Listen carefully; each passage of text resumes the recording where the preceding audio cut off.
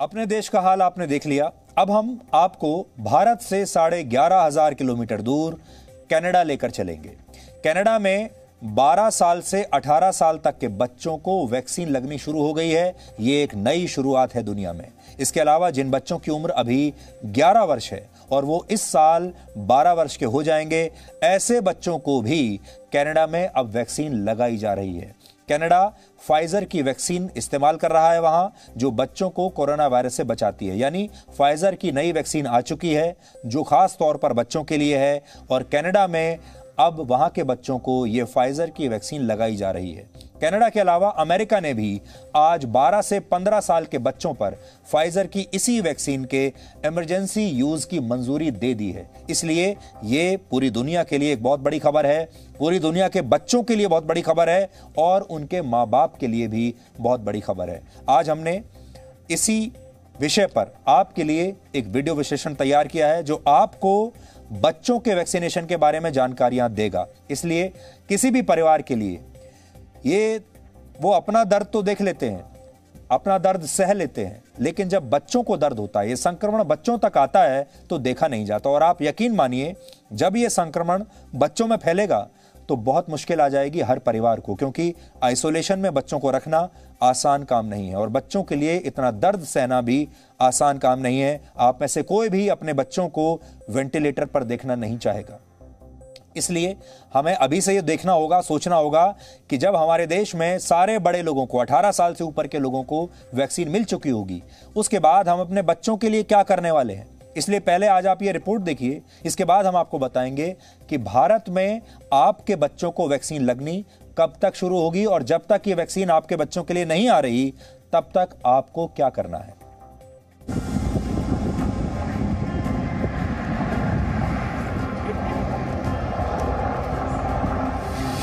Corona virus की तीसरी लहर का अंदेशा कई देशों को डरा रहा है।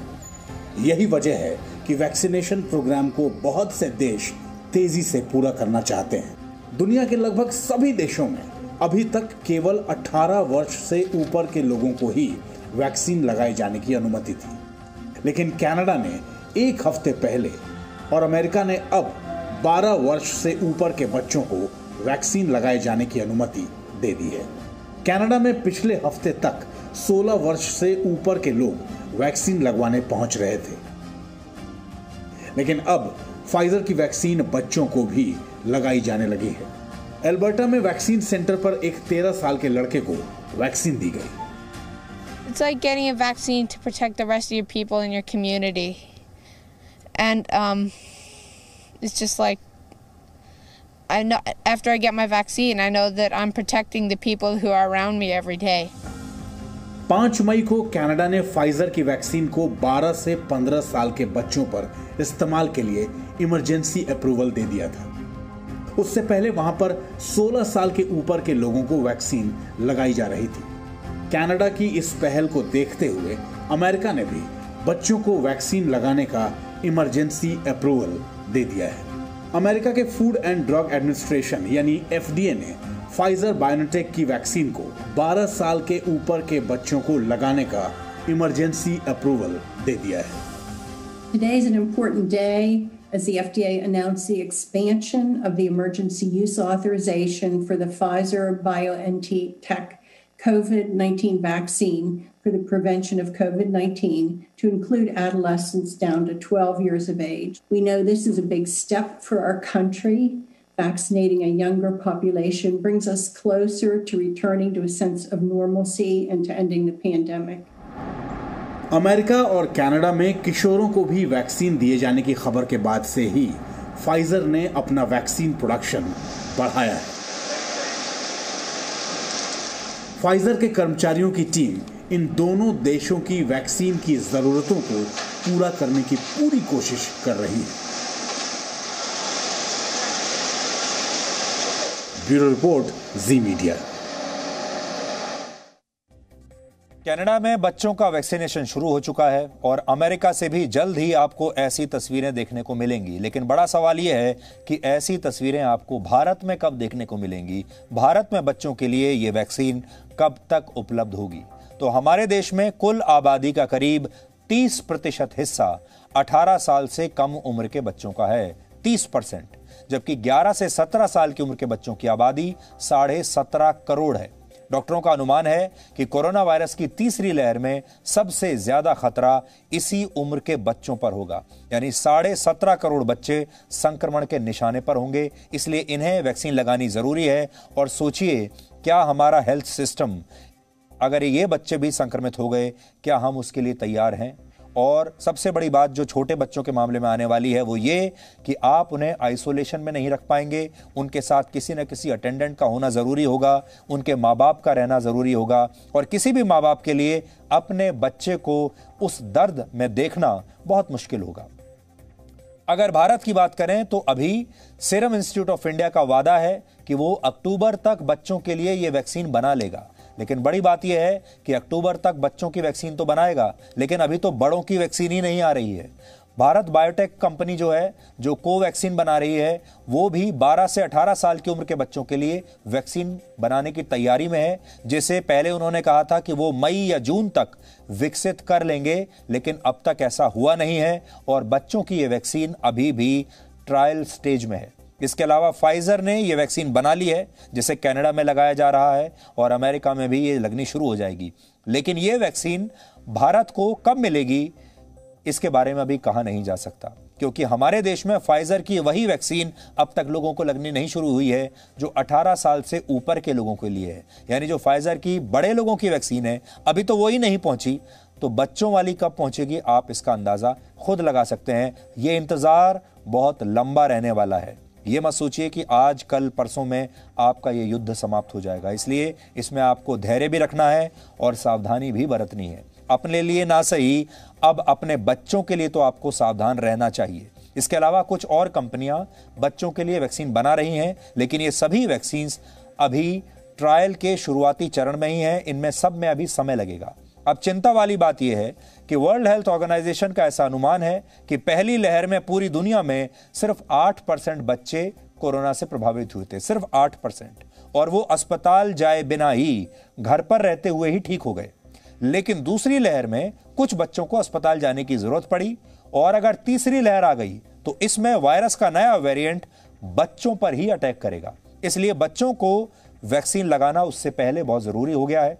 लेकिन एक सच ये भी है कि हमारे पास वैक्सीन है ही नहीं, और बच्चों की वैक्सीन तो अभी है ही नहीं, और जो बड़ों की है उसकी भी अभी कमी है।